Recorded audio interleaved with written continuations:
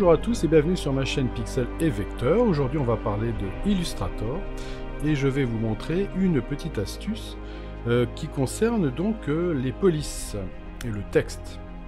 Alors vous voyez qu'ici j'ai un fond qui est un fond verrouillé et par-dessus j'ai juste donc un texte voilà, que j'ai installé ici. Et je vais vous montrer qu'il existe une petite fonction très intéressante qui se trouve dans la palette des caractères ici. Outils texte tactile. Si je vais ici, vous voyez que vous pouvez aussi avoir normalement outil texte tactile qui est coché. Vous voyez que si je le décoche, je ne le vois plus ici. Il faudrait que j'aille le chercher pour le mettre ici et pour pouvoir avoir l'outil ici. Et sinon, si vous allez dans texte ici, vous restez cliqué, vous avez tout à fait en bas outil retouche de texte. Mais en fait, c'est le même outil. Je ne sais pas pourquoi ils ne l'ont pas nommé pareil. Voilà.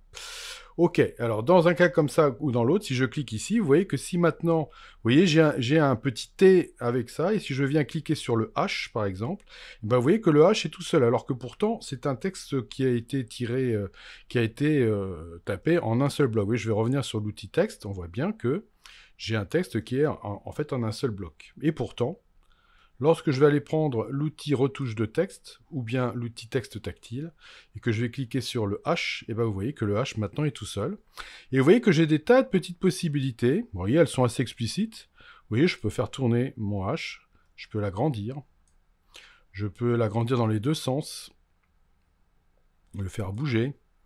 Vous voyez, l'élargir. Voilà, je peux faire des tas de choses. Voilà, vous voyez, ça peut être super intéressant. Voilà.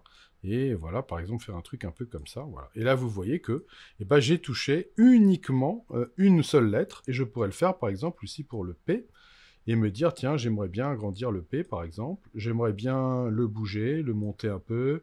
Vous voyez, de faire absolument ce que je veux.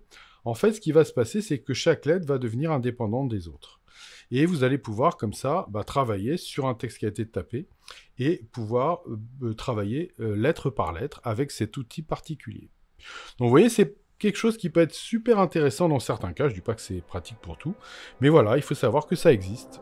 Et ben voilà, et bien je vous dis à bientôt pour de nouvelles aventures dans Pixel et Vecteur.